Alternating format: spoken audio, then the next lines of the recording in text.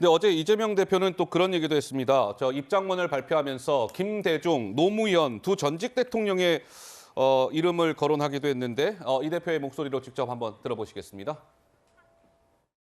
오늘의 검찰 소환이 유례없는 탄압인 이유는 헌정사상 최초의 야당 책임자 소환이어서가 아닙니다. 무혐의로 처분된 사건을 다시 끄집어내서 없는 사건을 만드는 없는 죄를 조작하는 사법 쿠데타이기 때문입니다. 김대중 대통령께서는 내란 음모죄라고 하는 없는 죄를 뒤집어 썼습니다. 노무현 대통령께서는 논두렁 시계 등등의 모략으로 고통당했습니다. 이분들이 당한 일이 사법 리스크였습니까? 검찰 리스크였고 검찰 쿠데타였습니다.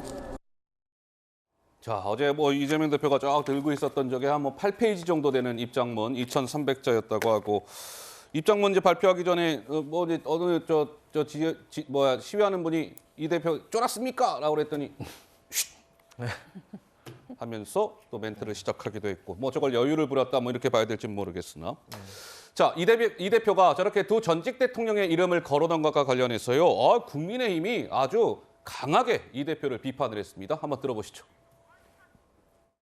후한무치라는 단어로 다 표현할 수 없는 뻔뻔함의 극치입니다. 이재명 대표의 당당하게 임하겠다던 말은 거짓이었습니다. 거대 야당의 위세와 지지자들의 위력을 이재명 방탄에 쏟아부으면서 검찰 수사를 압박했습니다. 이 대표의 개인적 범죄 비리 혐의는 독립운동이나 민주화운동이 아닙니다.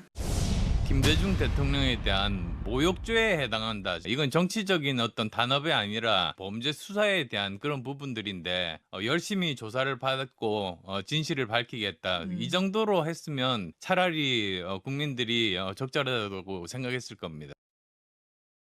네, 국민의힘에서는 정진석 비대위원장은 고인에 대한 모독이라고까지 했습니다. 김현주 대변인께서는 좀 어떻게 평가하고 싶으세요? 저 이재명 대표가 입장문을 발표하면서 나타낸 내심은 제가 보기에는 전형적인 편가르기와 물타기가 아닌가 저는 그렇게 생각합니다. 편가르기와 물타기.